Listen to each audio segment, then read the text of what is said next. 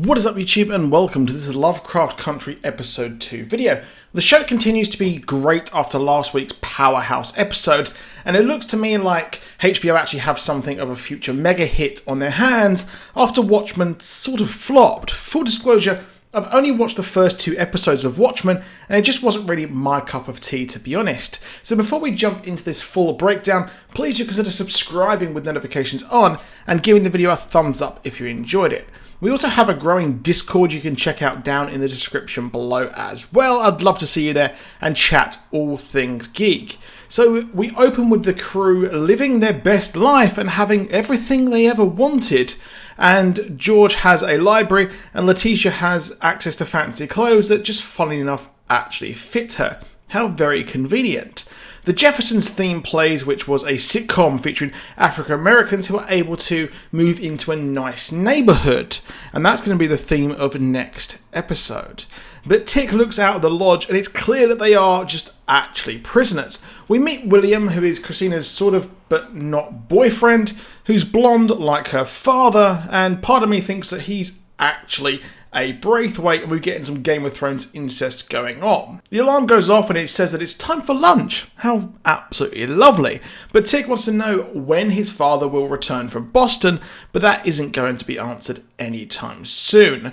William was clearly the one who Atticus' father actually left Chicago with.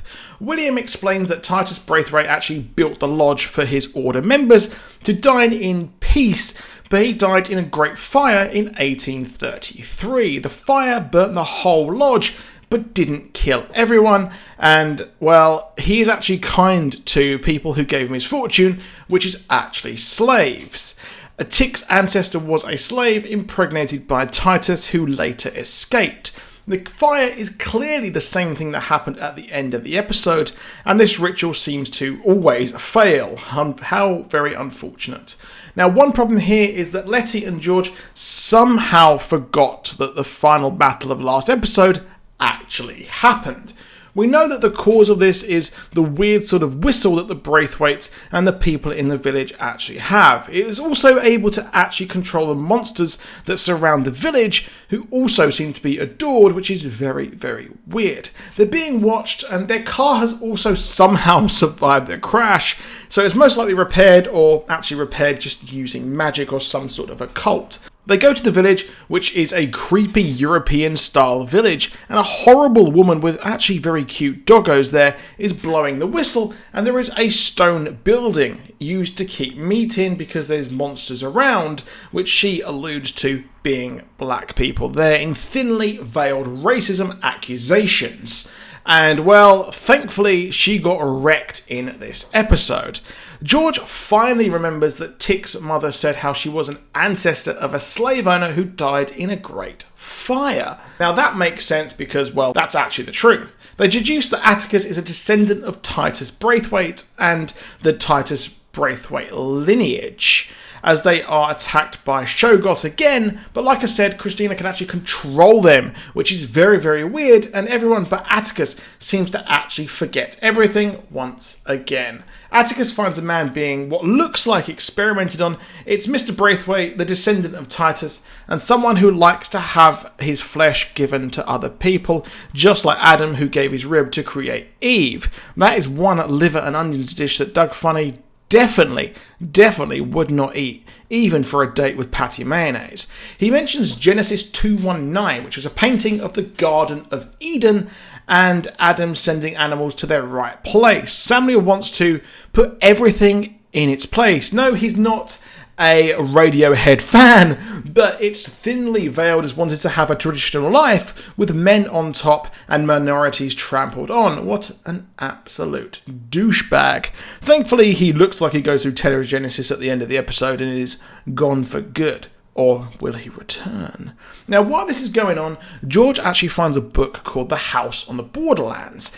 It is actually about a recluse who hallucinates a stay in a remote house and falls in love. The house later falls to ash, which is essentially prophetic for this episode, and it seems like each episode may have a basis on different actual fantasy books. It opens with a room where George finds the diary of the Order of the Ancient Dawn. This has similarities to the Hermetic Order of the Ancient Dawn, a real cult that actually had famed occultist Aleister Crowley as one of its members. They claim to know magic, which is quite similar as to what we get here, which is pretty darn cool. But they are based on a actual kind of sect in Christianity called the Adamites, and they want to live kind of lawlessly and hedonistically, which is a bit different to what is actually happening in this version in Ardham. So it's kind of taken a bit of liberties there, to be honest. And the Hermetic Dawn actually also have lodges, so there is that. Now, in one weird scene, the Braithwaite daughter helps a cow give birth after talking to Atticus, saying they'd never work with the clan as they're poor. That's nice. They're not going to work with the Ku Klux Klan because they're poor. How very nice of them. Well, weirdly, she actually helps a cow give birth to one of these monsters, which seem to be Shoggoths but look different to what they are in the books. Well, weirdly, everyone seems to get exactly what they want as they're tortured by their visions, with Letitia thinking she's going to get a ticket to Bonetown, George getting his wife, and Atticus attacked by a Korean soldier.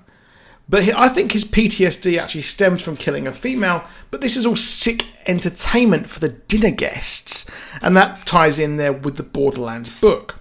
The men go to dinner as George reveals all to everyone that Atticus is a member by birthright, as he's a direct descendant of Titus. Then he can actually give orders, which he uses to make everyone leave. They finally find Atticus' father, as just like the Count of Monte Cristo, he was in a tower and escaped using a tunnel. They escape but right into a force field, and the car is wrecked as Letitia is shot and seemingly dies. George is also shot as well by the Braithwaite as he goes to take part in the ceremony. He's actually forced to. While escaping, they actually realise that the ceremony is using the Book of Names, the opposite to the Necronomicon, the kind of grimoire spells of the dead that was actually created by Lovecraft, but many think it actually has a basis in reality. They actually want to create immortality. So Atticus is prepared for the ceremony as Letty's actually revealed to be alive, and Atticus and George and Atticus' father argue, and it's hinted that Atticus is actually George's son, which is curious as he is much more like George, it seems. But we're going to get to know more about Atticus' perceived father next episode, as he has to give the grim news to George's wife. Atticus is told only men can have a Braithwaite ring, as he says, or at least he says that he's a black man and he can get one. So it's hinting that women are even more looked upon down in this whole society, which is pretty true there. We're getting some Handmaid's Tale stuff going on.